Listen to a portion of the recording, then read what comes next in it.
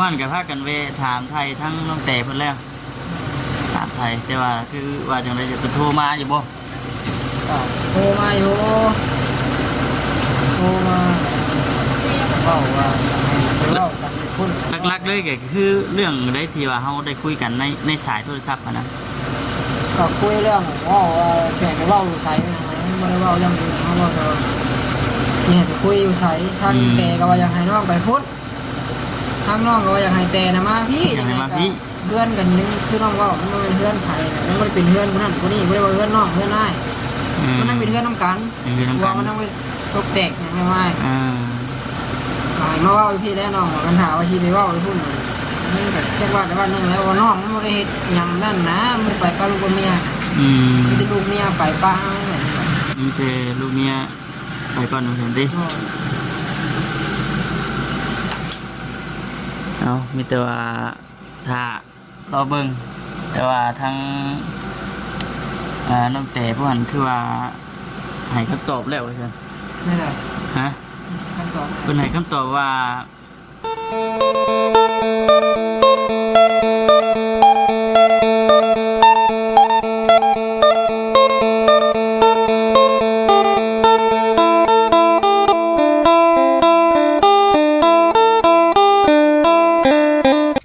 พี่น้อง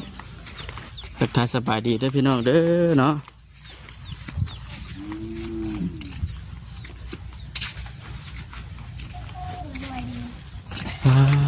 กินนี่มันกินผู้เดียวบ่ผู้เดียวคือ2 ถ้วยเบ็ดได้นี่มีมันลายหัวใส่หัวฮะมีใส่ลายหัวอยู่กับไผอยู่2 คนกับพี่ไอ้บ่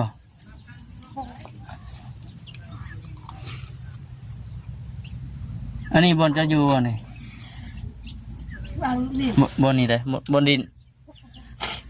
กำของเมื่อนอนพุ่นเมื่อนอนนี่เห็นนอนเรือนใหญ่กับมูนอนเฮือนใหญ่กับหมูหอยมะลิน้ำมานอนเป็นหมูเฮือนใหญ่นี่ไปได้เฮือนเพื่อนรังใหญ่เลยบ่แม่นเฮือนหลังนี้บ่เฮือนอยู่ในพุ่นเฮือนญาติน้องเตไม่รู้บางมื้อคือไปนอนพุ่นบางมื้อก็ไปนอนพุ่น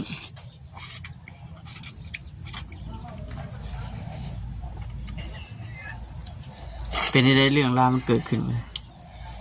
พอฮู้สาเหตุอยู่บ่เนาะเอากินก่อนกินเลยจังสิถาม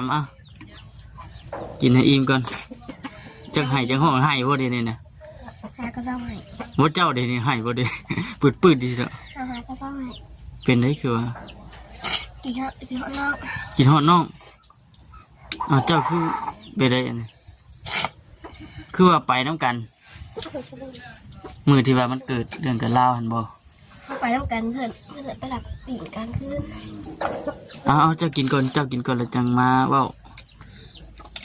เอาใส่อีกมีเส้นยังนะถ้ากินบ่เลอะยังไม่กินข้าวเที่ยงยังเจ้ายังไม่กินข้าวเที่ยงข้าวเช้ากินข้าวเช้าแล้วนั่นยังไม่ลงไปสาโทรศัพท์อันกินข้าวนี่กินมีแทนข้าวบ่เดี๋ยวนี้ไม่อยากเขาก็เลยต้มมีกินเนาะพยานกระเพาะขึ้นกินพยานกระเพาะขึ้นกินข้าวนี่ย่างกระเพาะขึ้นก็ไม่อยากเขาก็เลยเลือกทางกันสิกินมีห้องสักก่อนบ่จิต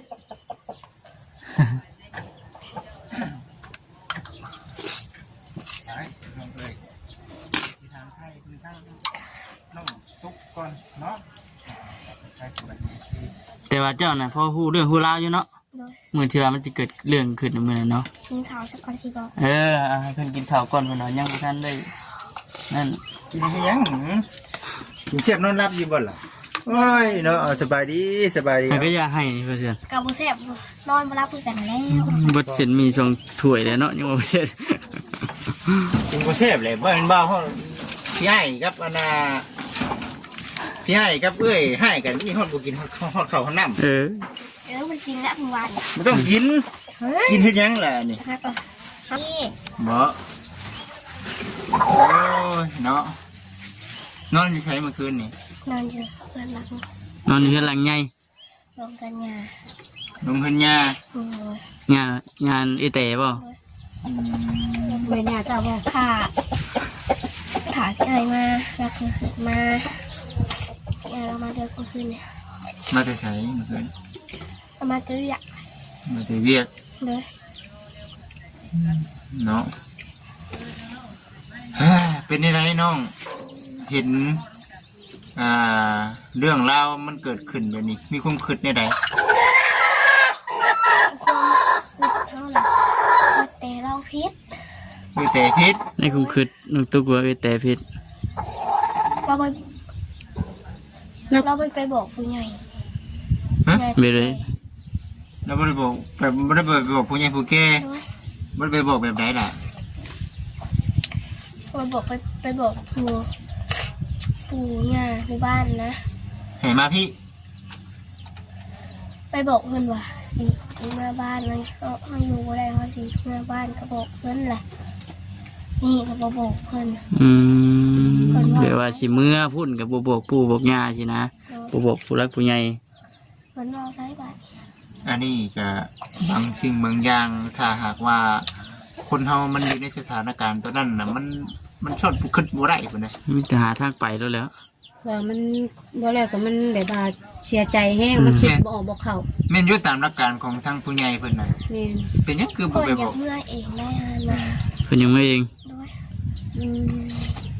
เราหิวข้าวเลยบ่จิตให้เรากิน ไม่กินนะ ถอกใช้อันถอกใช้เบิดโดนนั่นน่ะ สักอยาก ถอกใช้เบิดโดนแล้ว กินไปน้ำพอไปนะ จริงๆก็แย่เฮ็ดให้เอื้อยกับพี่อ้ายพี่กัน เอาไปเห็ดผิดก็ได้ มึงได้เห็นบ่ ตัวเอง เฮ้ยเนาะเอาบ่หยอกมีแต่ว่า คือปัจจุบันนี้น่ะทั้งน้องน่ะว่าทั้งน้องแต่ละพิษ ด้วย ในเรื่องคำที่ว่าเมื่อบ่ได้บอก ด้วยเพื่อนจะมาว่าใส่ บ่ใช่แบบไหน เราอยู่บ้านเลยเห็นว่าว่าเมื่อบอกผู้ใหญ่พูดเตะเนาะเห็นว่า อื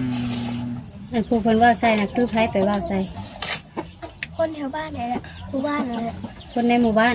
ด้วยเหมือนว่าใส่เท่านั้นนั่น อันเพิ่นคนในหมู่บ้านน่ะคือว่าใส่แล้วว่าใส่เอื้อยแต่นะ ด้วย อืมเนาะเราก็จะสิไปบอกผู้ใดของ ที่บอกไผเนาะเอ้ยน้องพ่อแม่ก็คือเห็นได้เนาะ กับอีกอย่างก็คือว่าบ่ได้ไว้บ่ได้โผกัน บ่ได้ไหวได้ขอจักแหนเราไปบอกผู้ใหญ่ภายใด บอกไปได้บัดบอกไปได้บัดนี้บอกในน้ำไปได้เนาะผู้รักผู้ใหญ่ทั้งใดก็บ่ฮู้คือกันว่าซั่นติ แม่น พุ่นก็บ่ฮู้พี่ก็บ่ฮู้ ผู้ใหญ่รับรู้เลยว่าเจ้าเอาลูกเอาผัว เขาก็ว่ากันเนี่ยคือนั่นน่ะ อืม อาจจะว่าคือกันอยู่เจ้าแต่ยังตีความว่าเอ้ยเจ้าเป็นคนผิดจ้ะ บ้านโอเคคือว่า ถ้า หมอให้เขาเมื่อบ้านเราบอกเงี้ยว ฮะ หมอให้เมื่อบ้านเราบอกเงี้ยว เรียบร้อยนะ คือบ่ให้เมื่อ หมอให้เจ้าเมื่อ คือบ่ให้เมื่อ เพื่อนดินเนี่ยเพื่อนดินก็เป็นสื่อเขาอะนะ เอ้า อันเฮือนนี่นั่นคือชื่อเจ้าสมบัติ ทางข้างเมืองก็ก่อนผีเราสิถึงสื่อเขา เอา เอ้าบัด เบาไปเอามาไปยังสีเรื่องใหญ่ก็ได้บัด เอ้ยเนาะเบิ่งฟังไปอย่าเว้าอย่าว่าแนวนั้นเด้อน้อง อืม เพราะว่าคือเพื่อนชาตินั้นเป็นบ่อยากให้น้องเข้าใจแค่นั้น มัน เอียงวะซุ เพราะว่าเพื่อนนี่มันเป็นเพื่อนน้องเตกับน้องไรเนาะ เป็นผู้ใหญ่เป็นเฮ็ดให้ฉัน ฉันแหละจะบอกว่า FC เนาะ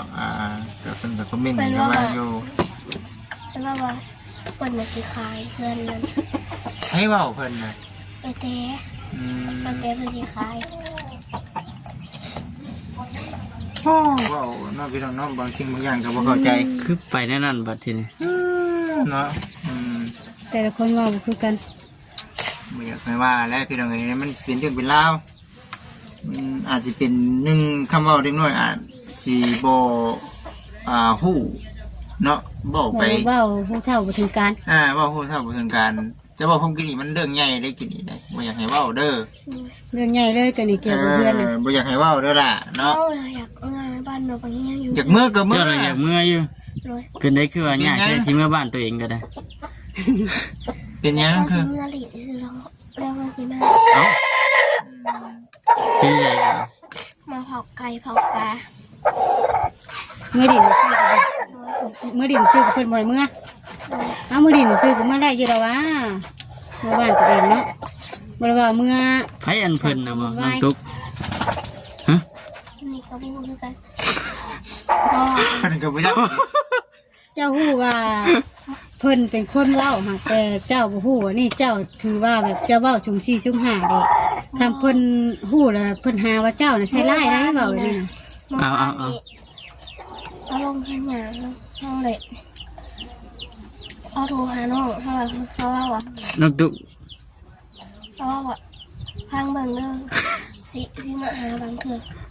เพิ่นก็รักวางใส่เฮา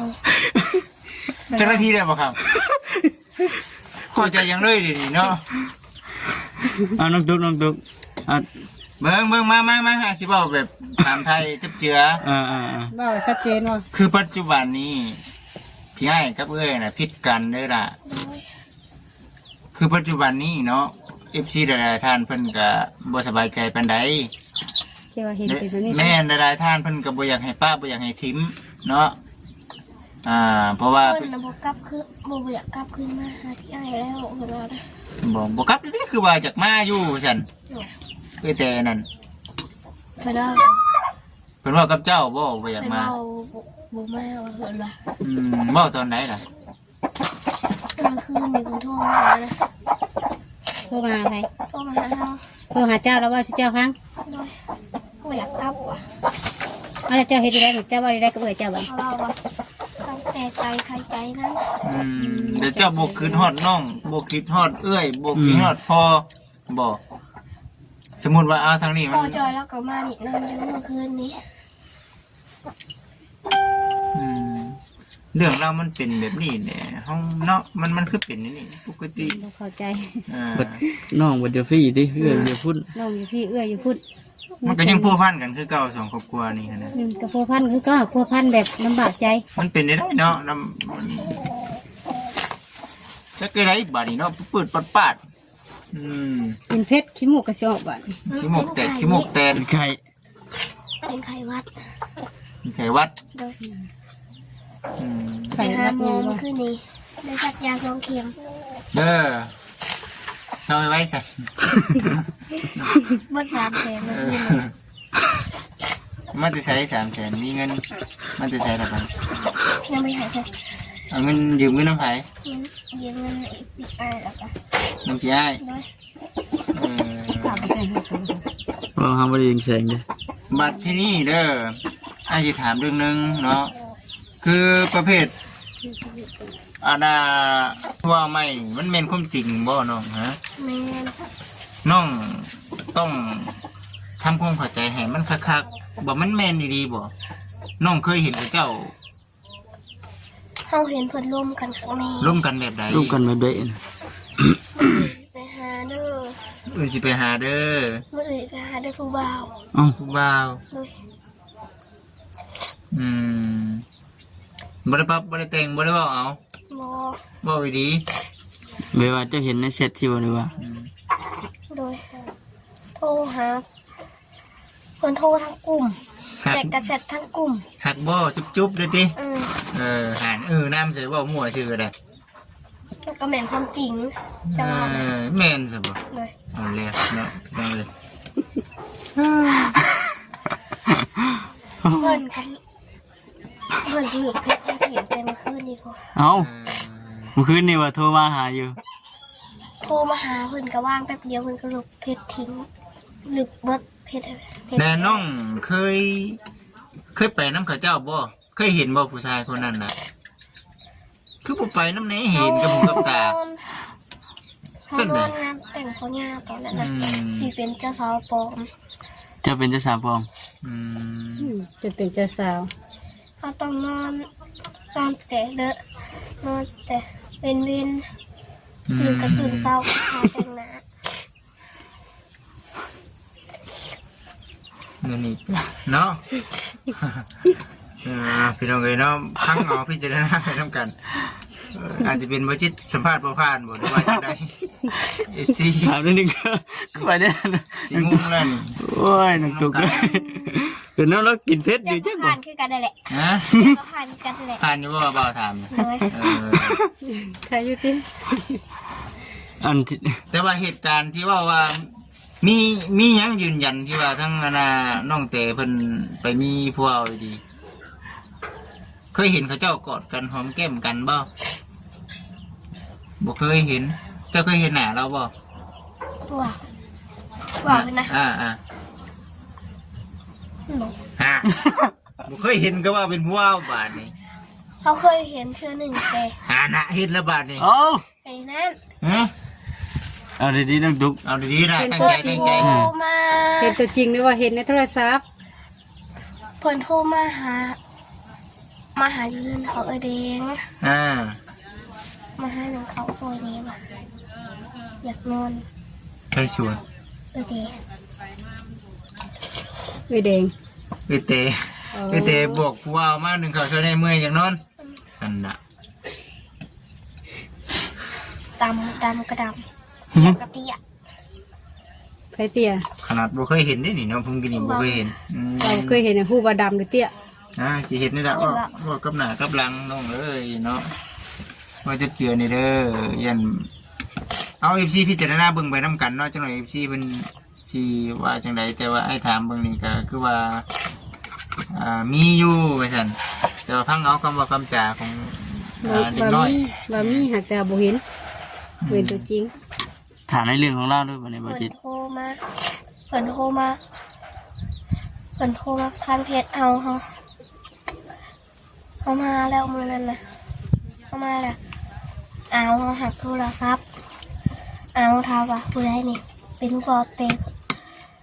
เพื่อนก็บอกกับนี่ว่าเป็นผู้บ่าวเตะ เป็นตัวแต่ แมน ใช่เนาะเพราะว่าในเรื่องน้องไล่เพิ่นกับคิดปักใจในเรื่องฮูกนั่นแหละพี่น้องเอ้ย มีชื่อเลย ฮูกเป็นบ่ฮูกเจ้าบ่เป็นคนส่งให้ แมน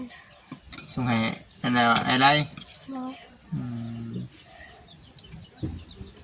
เดี๋ยวนี้เพิ่นไปใส่แล้วอันน่ะผู้บ่าวนะ เพื่อนก็ที่บ้านโคกแรกนั่นแหละ สมมุติไปหาเงินบ่ล่ะ คนแชร์มาเขาว่าเห็ดยังอยู่เนาะ เอ้า เขาตอบว่าเราก็ไปตอบแล้ว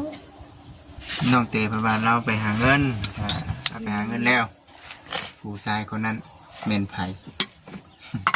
เพื่อนยังไม่ไปหาเงินเมื่อคืนนี้เพื่อนเสร็จมาทางกลุ่มเขาบอกเขาออกแต่กลุ่ม อันนี้ FC เพิ่นพิจารณาเบิ่งเด้อพี่น้องเนาะเสื้อทางใดเนาะเสื้อเข้าข้างทางใดเด้อพี่น้องเด้อคอมเมนต์กันเข้ามามีแต่ว่าคำว่าเนาะจังใดก็เดี๋ยวทางเขาเองก็สิ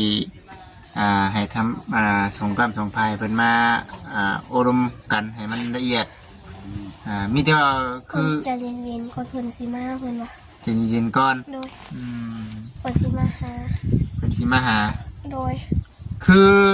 ว่าขออนุญาตนำเรื่องที่จะบอกวันนี้ผู้ได้ยินเนี่ยเพิ่นบ่ให้จะบ่ได้ให้บ่ให้บ่ โดย บ่ญาติให้บ่ เพิ่นเขาบอกให้ บ่ให้ จะได้อย่างง่ายอยู่กับบ่จักติ อืม เพิ่นไปนะบ่ถูกเรียกเอาปะ หืม เพิ่นไปนะเอาบ่ถูกเรียก เพิ่นไปเฮาบ่ถูกเวียก โดย แบบใดคือว่าเฮาบ่ถูกเวียก คันเพิ่นอยู่นี่เพิ่นใส่สักส่งเสียผายเพิ่น ใส่ เตะ อ๋อ คือตอนนี้นะเจ้าน่ะดีใจนะคือเอื้อยไปแล้วเจ้าบ่ทุกเวียกคือสบายแม่นบ่ โดย บัดเอื้อยอยู่แล้วเจ้าลำบาก โดย อ้าว ให้ใส่สักส่งเสือแล้วปะใส่ตัก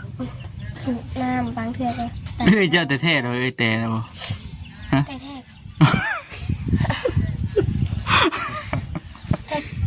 แต่แท้ก็จะบุรีน้ำนอง เคยแท้ใจบุรี โอ้ก็ให้เอ้ยเพิ่นใส่แหน่ในเรื่องที่บัดหนึ่งข้าวหนึ่งน้ำเอาน้องอีกเด้ซั่น ไป เอ้ยแต่นะ เพิ่นบ่ได้เฮ็ดหยังเพิ่นมีแต่น้อง เอ้า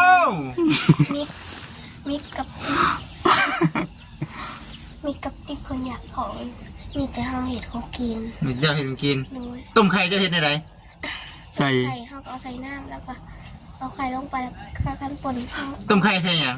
ใส่น้ บ่แม่นเลย ำอ้าวใส่ยังจ้ะ ใส่หมอ โอ้ยใจดีกะ เอ ใส่หมอใส่น้ำ ต้มไข่อยู่เว้นนี่ ต้มไข่ยังบ่เป็นเนี่ยบ่เบิ่งแล้ว อ้าว วันนั้นมาเฮ็ดของกินให้ โอ้ย เฮ็ดให้กินเบิดแม่นบ่ เอาค่ะเอาบางมือเฮากับป่นไข่ดิเค็มติจางติยังอยู่ เช็ดบัดนี้จะน้ำหนี ผู้ใดบ้าน เนาะ ตกลงไข่เว้น ไม่ได้กะ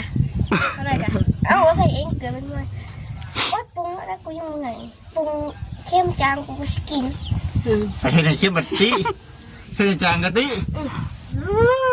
คัก ตู้กินแล้ว บางมือกะบางมือกะต้มมี่ให้เลือกเอาใส่น้ำนิดนึงที่เอาใส่น้ำกูบอกเอาใส่น้ำเต็มขวดเขาก็งงคือกัน บ่ใช่หน่อยว่าเอาเต็มดิ อื้อ ตายแล้วพี่น้องเอ้ยเนาะอันนี้ตั้งไปเด้อพี่น้องเด้อเนาะจักสิว่าจังได๋เนาะเป็นคำเว้าของเด็กน้อยเนาะจึง จะกี่ฟังความไผติ เชื่อถือได้กับบ่ได้กับ FC พิจารณาเบิ่งเด้อ อื เนาะ ม แต่ความจริงแม่นว่าเว้านี่ล่ะ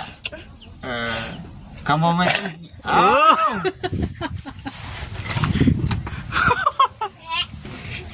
เออสำลี จัดไปเลยบ่ ไปเลยเบิดเลยบ่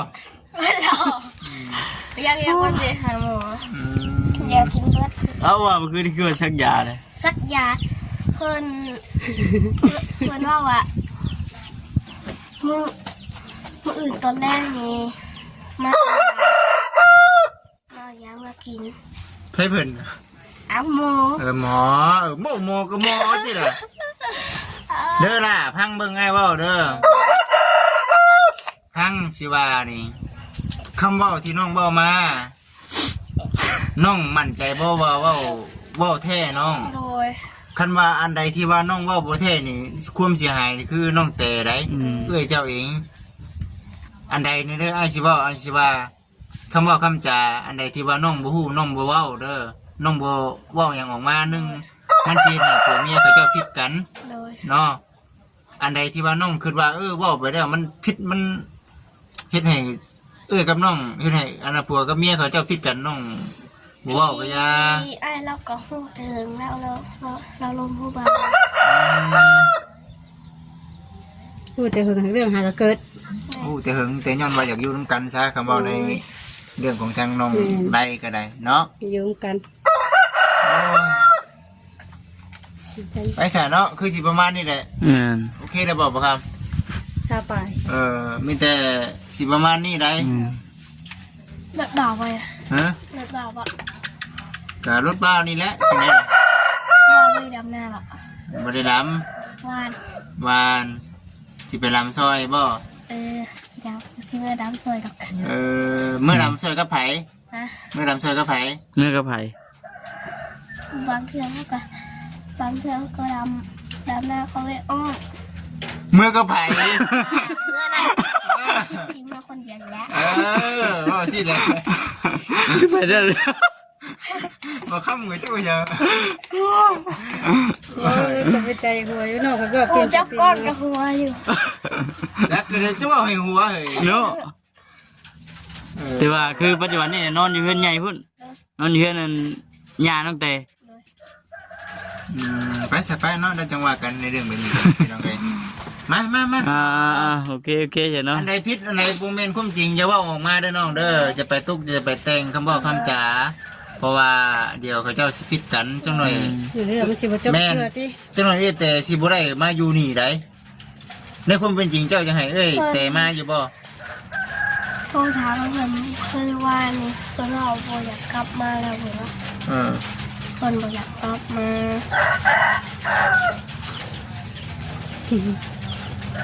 ใจเลย โอ้ยเนาะเอาซะจบแล้วว่าหยังกินนี่ว่าหยังกิน คือแต่เพิ่นบ่อยากกลับ โอ้ยแต่บ่อยากจะมา ป้าพี่น้อยเนาะโอเคเด้อพี่น้องเด้อเราคลิปนี้ผิดพลาดกันนะแกขอโทษขออภัยหลายพี่น้อยเนาะโอเคพี่น้อยสบายดี